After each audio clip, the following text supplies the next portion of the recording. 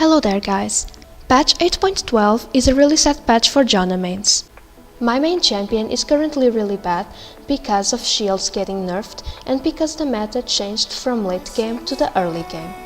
I still play her in normals of course. Riot can throw whatever they want at Janna, that I'll never stop playing her.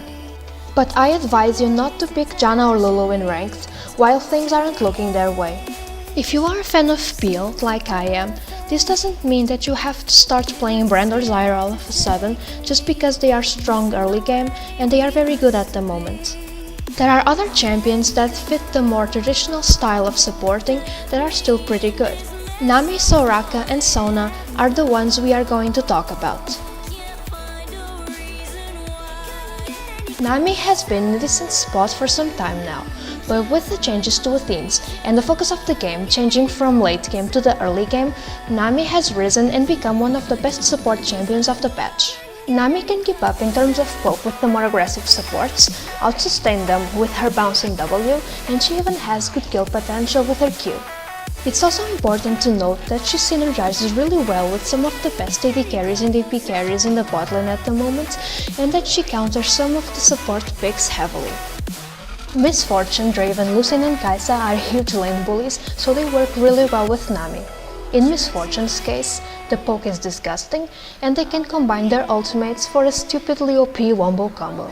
With the other three, there's a huge kill potential from as early as level 2. Vladimir and Nami have infinite sustain together, Lulu and Ziggs have good poke, and the good Nami Q can set up Ryze's combo. Irelia is melee, so Nami's presence in lane allows her to farm more easily, and Yasuo has the best synergy with Nami out of all of them. Nami has two abilities that allow Yasuo to use his ult. Fiddlesticks, who is a very popular pick right now, gets countered really hard by Nami because she can stop his drain and his ult with her Aqua Prison and her Tidal Wave. Additionally, she can sustain his poke with her W. When it comes to her abilities, I go for W first and then for Q, for the level 2 all-in. But if you feel like you really can't get a kill, you can go for E second. When maxing them, I go for the traditional W, E, Q, R. For runes, I go for Sorcery, Airy, Mana Flow Ban, Celerity, Scorch, and Secondary Resolve with Revitalize and Chrysalis.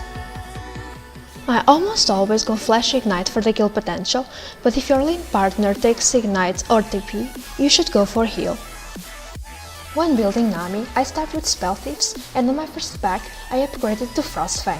After that, I buy basic boots and start building Redemption.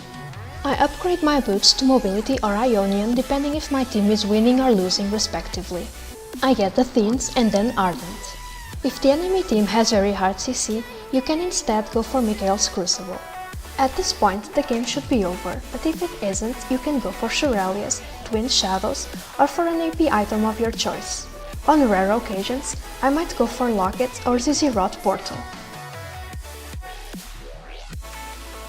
Sona is a champion that is fairly strong in every stage of the game, so it doesn't matter if the game lasts 20 minutes or 40, that she is always good. Her poke is really strong in the laning phase, and in a team fight, a good ult does wonders. Even though Sona doesn't counter anyone in particular, she also doesn't get super hard countered as long as she doesn't get caught. This also makes her very safe if you have to pick blindly. A few tips that I can give when playing Sona are the following. At level 1 in base, Q once to proc your passive, then Q again when you are helping your jungler, while making sure you give the empowered auto attack from the blue aura to both your carries. When you arrive in lane, you will have your passive ready, so it means you will be able to chunk your enemies level 1 with your empowered auto attack Q. I also want to bring Sona's W to attention. Many people only use the heal and forget the shield even exists. Believe me, it's not insignificant even though it's very small. I've saved countless people from dying because I used the shield on them. I also see many Sonas only using the Q passive to deal damage. The damage reduction from the green passive and the slow from the purple passive can be the difference between a teammate dying or not. At level 1 I always go for Q, and at level 2 I go for W. I might go for a point in E at level 3 if I'm afraid of an early gank, but I mostly go for another point in Q, getting E at level 4. When maxing, I go for the traditional QWER. For runes, I go for Sorcery, Airy, Mana Flow Band, Celerity, Scorch, and Secondary Inspiration, with Magical Footwear and Cosmic Insight. Resolve Secondary is also viable, with Chrysalis and Revitalize, or Bone Plating and Revitalize. For summoner spells, I almost always go Ignite Flash, but if my lane partner takes anything other than Heal, I take Heal myself. When building Sona, I start with Spell Thieves and upgrade it to Frostfang on my first pack. As soon as I can, I buy a tier, and the reason for this is because Sona is a very mana-hungry champion, and tier helps her never run out of mana. I go for Ionian Boots for the early CDR, and if the enemy team has someone like Talon or Leblanc that can burst me down, I upgrade my gold generating item because the extra health helps me keep myself alive. Now I get the Themes followed by Ardent Censer, and at this point I can either upgrade my tier, buy Redemption, go for an AP item, I recommend Bleachbane because it's very good on Sona, or buy Shurelius or Twin Shadows.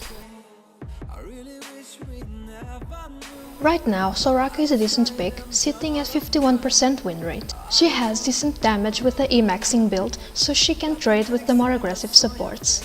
But be careful, because they have a lot of damage, and if you get out of position you can get killed. In lane, if you are for example against Brand, wait for him to use his spells, and then you can poke him with Qs, autos, and E. As long as you are careful with his poke, you even counter Fiddlesticks with your silence. When harassing, try to keep yourself at the distance of an auto attack, so your Q is easier to hit. Also don't forget to take control of the lane bushes. When it comes to her abilities, start with Q, get E second, and at level 3 get W. When maxing, I put 3 points on E early, then max W, E followed by Q and R.